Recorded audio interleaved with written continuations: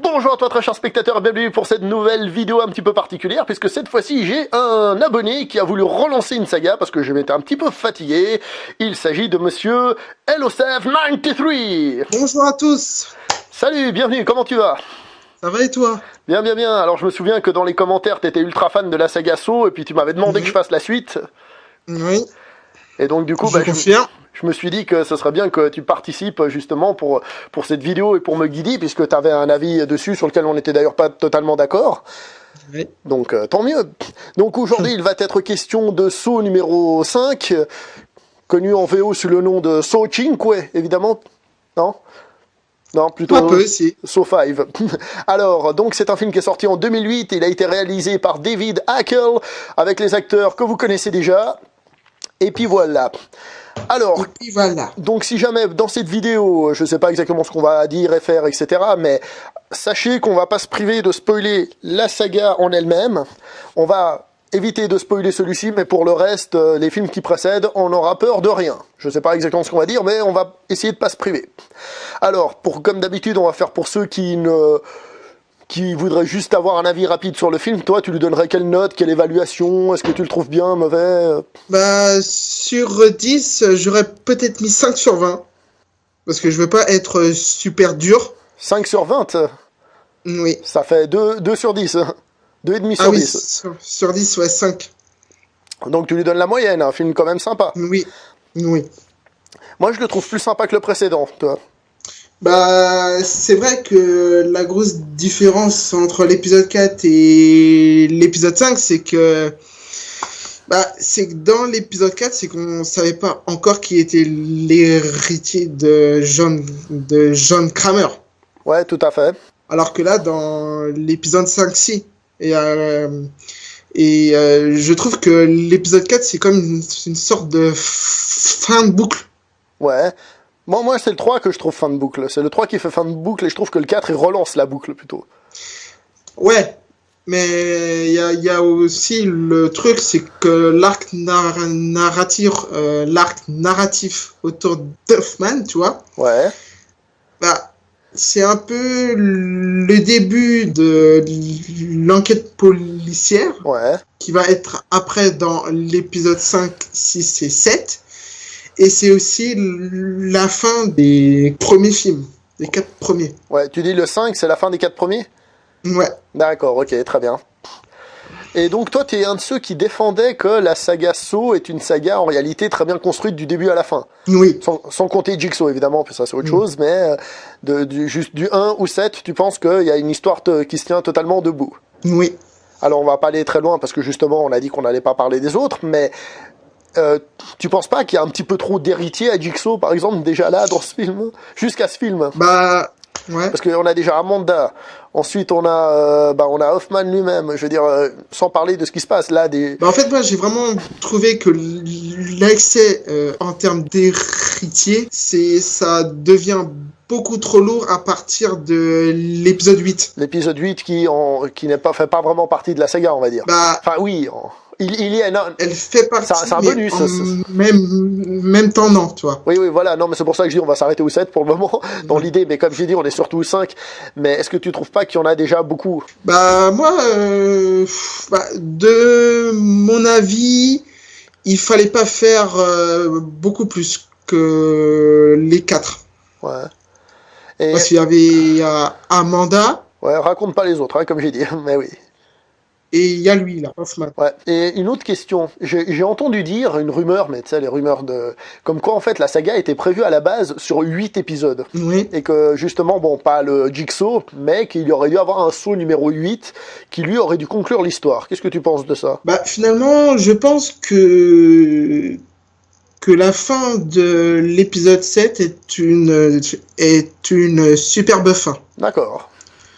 Parce que c'est vraiment, tu retournes bien depuis le début. Ça veut dire, c'est vraiment une très bonne fin de boucle. D'accord, très très bien. Et même si l'épisode 7 est un peu caractérisé comme le film le plus nul, Ouais.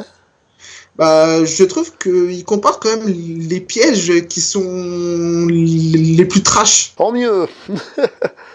Bah, on est là pour s'amuser, donc faut pas se leurrer. Par contre, j'ai une autre question concernant la saga, en tout cas jusqu'au 5. Oui. Est-ce que tu trouves pas que Jigsaw a raté son coup? Je m'explique. Il prend Amanda pour lui succéder, Oui. et on se rend compte qu'elle est pas valable, entre guillemets, qu'elle est pas capable de contrôler ses pulsions. Oui.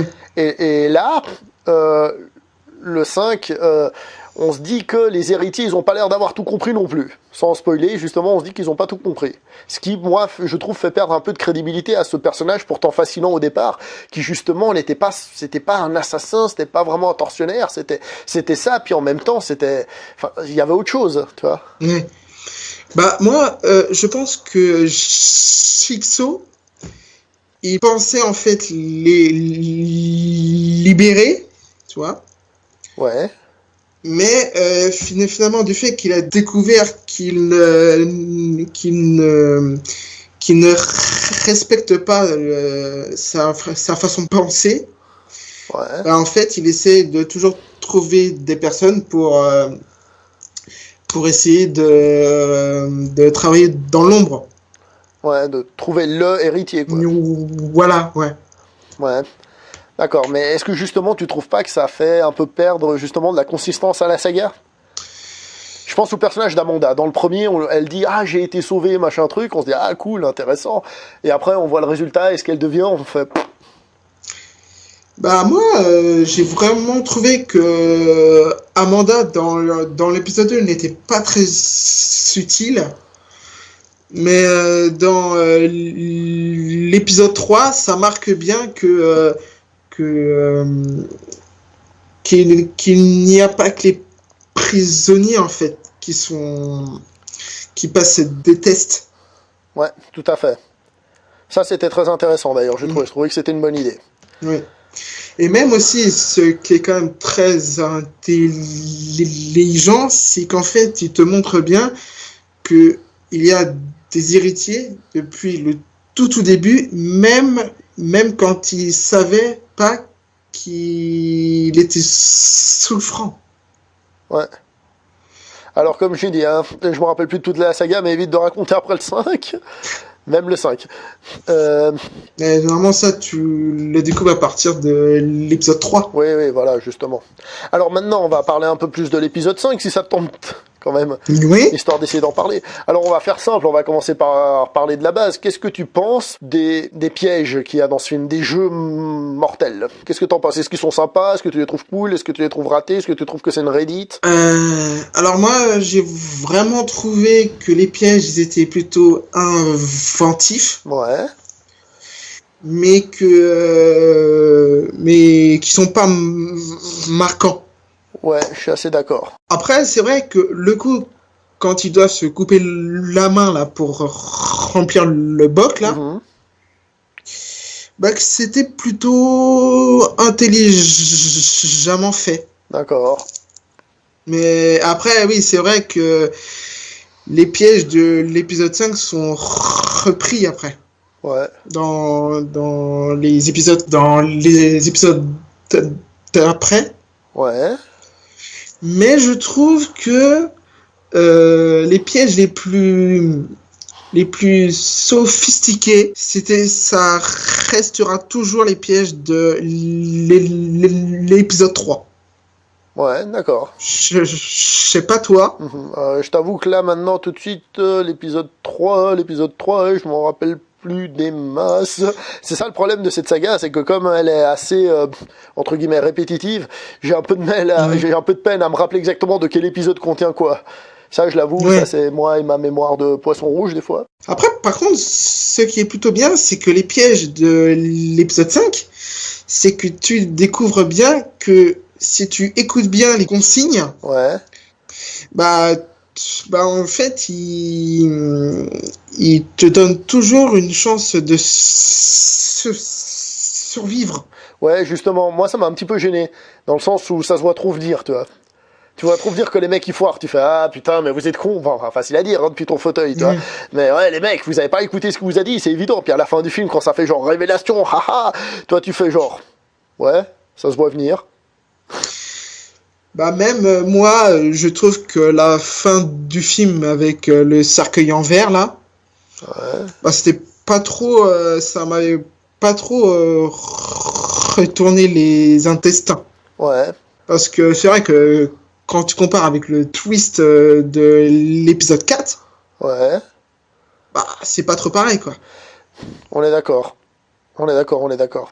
Par contre, Après, ouais, ouais, non, non, je dis juste, je me rappelle pas des autres épisodes à 100%, mais par oui, contre, je trouve que c'est la première fois, si je dis pas de bêtises, qu'on a des participants au jeu de Jigsaw qui sont intelligents. oui, Du bon au début, tu vois, qui réfléchissent, qui sont là, il faut, ah, ça se passe comme ci, il faut pas faire ci. C'est pas juste des mecs qui paniquent dans le vide, etc. Mm. Après, ça part en cacahuète, mais qui à la base, ils sont justement un petit peu posés, justement.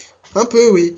Bah c'est pas parce qu'en fait, je pense que comme ils sont plus adultes que dans les épisodes d'avant, Ouais, bah ils se rendent compte en fait que qu'ils ont peut-être une chance de survivre ouais, tout à fait. et que même quand tu regardes avec l'épisode 3, Ouais, médecin là, c'est ouais, celle qui l'aide.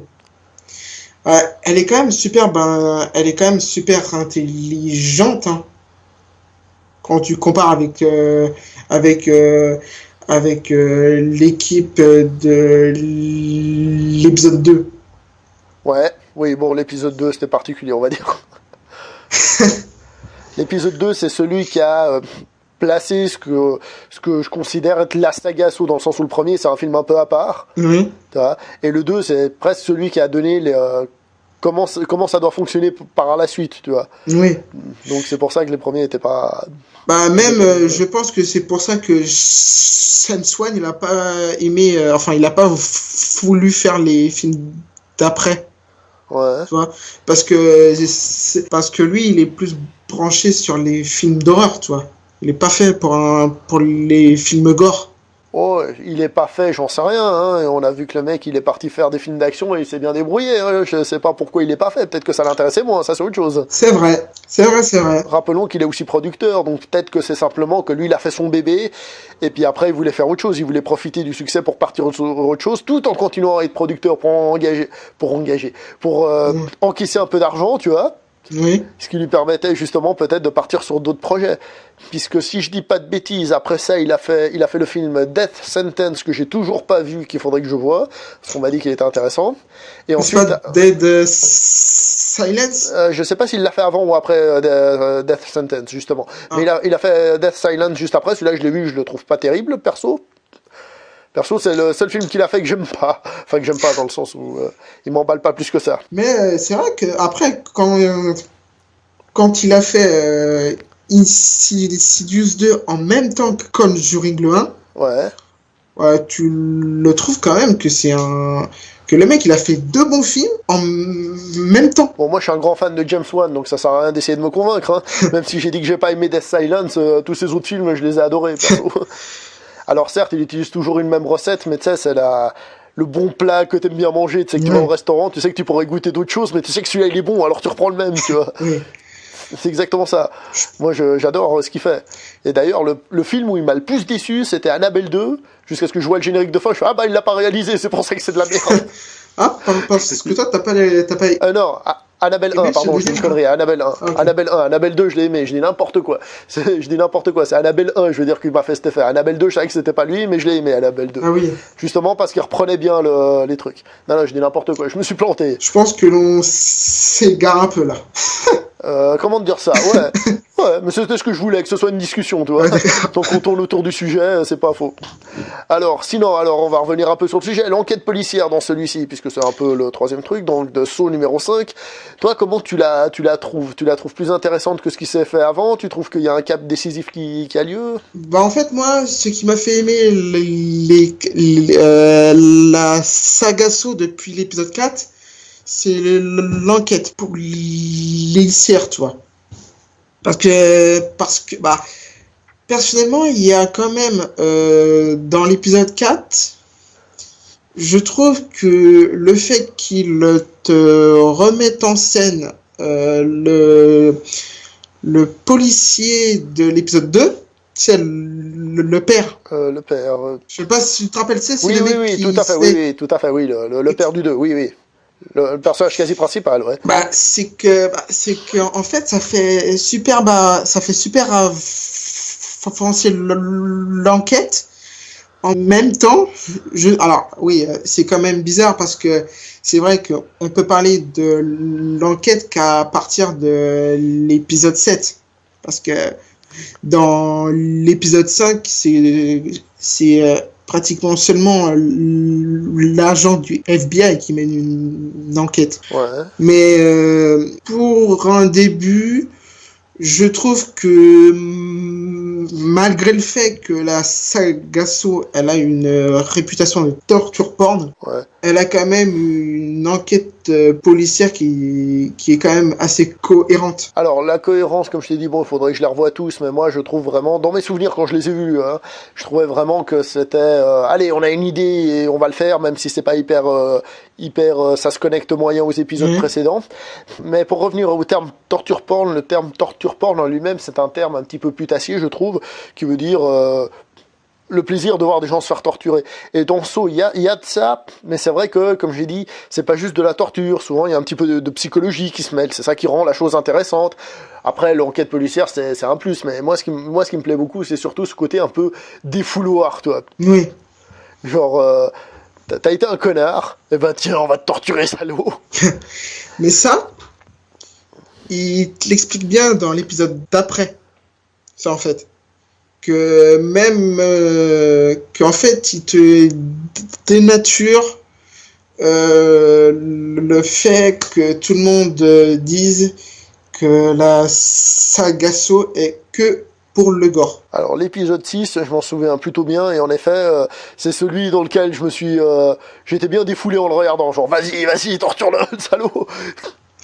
Mais c'est vrai que dans l'épisode 5, il y a beaucoup plus de scènes gore et l'enquête policière, elle est pas top. Et qu'est-ce que tu penses de l'introduction, c'était déjà dans l'épisode précédent, mais du fait de pousser un peu plus le personnage de la femme de John Kramer? Est-ce que tu trouves pas que ça fait justement encore un autre de plus?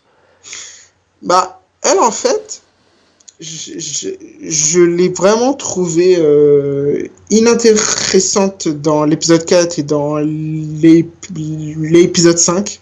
Ouais. Et elle prend beaucoup plus d'importance vers les deux films qui terminent la saga. Ok, d'accord. Tu vois? Parce que le gros problème, c'est que faire une critique seulement sur l'épisode 5 qui est comme une sorte de tremplin. Ouais. La critique, elle est pas super complète. Ouais, c'est difficile parce c'est un maillon d'une chaîne, donc on va le comparer à ceux d'après, à ceux d'avant, etc. En plus, on est en plein milieu, donc c'est un peu difficile. D'ailleurs, je pense que ceux qui nous écoutent, ils l'auront bien compris parce qu'on parle un peu de tout qui tourne autour du film. Mais tant mieux, hein, tant mieux. Mais c'est vrai que voilà. Donc bon. Je propose que la vidéo en tant que telle, on va pas la faire durer beaucoup plus longtemps parce qu'on a déjà parlé de tout presque, sauf si. Est-ce que tu as quelque chose à dire sur le film en lui-même encore? Qu'il faut pas que les fans s'arrêtent à cet épisode-là. Qu'ils doivent encore regarder l'épisode 6 et l'épisode 7. Et que pour moi, si les fans s'arrêtent à cet épisode-là, il rate, je pense, le meilleur film qui est pour moi l'épisode 6. Bon, entre nous, t'as dit les fans. Les fans, je pense qu'ils vont aller jusqu'au bout s'ils sont arrivés jusqu'au 5e. Hein. Ah oui. Ce serait plutôt ceux qui sont un peu dubitatifs, qui apprécient et qui se disent ouais, la séquence ça devenait un petit peu trop. Mais en tout cas, tu leur dis d'aller voir le numéro 6. Oui. Ouais, moi je me souviens que le 6, il m'avait... Par rapport à la saga, il m'a laissé une plus grande empreinte. Oui. C'est parce que tu comprends mieux en fait. Alors, donc, bon, comme je t'ai dit, on va pas épiloguer 300 ans pour la vidéo, je pensais déjà pas mal ce qu'on a dit, non? T'as quelque chose à dire? C'est vrai que le film en lui-même, on n'en parle pas beaucoup, mais en même temps, c'est un saut, ça commence à se répéter, c'est un peu la même formule, c'est un peu la même manière de mettre en image, avec ce même type de couleur, le vert, tout ça qui ressort et tout ça. Enfin. Mais je pense qu'on aura plus de choses à dire dans l'épisode 6. D'accord. Parce que du fait qu'on a bien aimé tous les deux... Voilà, ouais. Donc bon, on s'arrête là pour aujourd'hui, ça te convient? Oui, oui, c'est parfait. Alors, oui. Je te remercie de ton invitation. Ouais, je te rappelle que c'est toi, hein, tu laisses un message tout le temps et tout. Ah oui, ouais, mais... Moi j'avais fait une proposition, je voulais justement qu'on fasse des petits débats comme ça avec entre abonnés, qu'on discute normalement, tu sais, puis voilà quoi. Moi c'est un truc que j'ai proposé, là en ce moment je suis un peu en train de discuter avec 2-3 personnes, mais j'aimerais bien réunir, tu sais, faire des discussions genre à 3, tu sais, on est 3, puis bah on parle, tu sais, ah t'as vu ce film, non, puis celui-là, qu'est-ce que t'en penses, on s'en fout, tu sais, parler tranquillos, tu vois. Donc sache que t'es le bienvenu, hein, moi ça m'a fait très plaisir, tes messages m'ont bien motivé, en plus je me souviens que So t'étais à fond dedans. Ah oui. Mais en fait, officiellement, je l'ai pas arrêté. C'est juste que comme je m'en regardais un par semaine, je me suis dit, faut que je souffle un peu parce que ça fait beaucoup là d'affilée. Puis comme ça se ressemble assez, tu vois, si tu veux, je me prenais trop la chose en grande quantité, tu vois, pour l'apprécier. Donc je me suis dit, faut que je calme un peu là. Donc là, c'est cool qu'il y ait eu cette possibilité. Comme ça, on relance un petit peu ça quand même. Et puis, comme en plus j'ai vachement de boulot en ce moment, bah, ça me permet de faire aussi des vidéos un petit peu autrement. Voilà, je pense pas que ce soit la vidéo du siècle, ce qu'on a fait, mais je pense qu'on a quand même plus ou moins parlé de la chose. Sans trop en parler, évidemment, c'est ça la grosse difficulté, c'est parler sans parler. Parce que pour le reste, c'est un film de la saga, quoi, donc si vous êtes arrivé jusque-là, voilà, quoi. Je vois pas ce qu'on pourrait dire de plus. Quelque chose à dire encore ? Alors on va s'arrêter là. Bah, merci à tous ceux qui sont restés jusque-là. On vous aime, on vous fait des bisous. Merci à Mr. Alonso93. Allez, ciao tout le monde.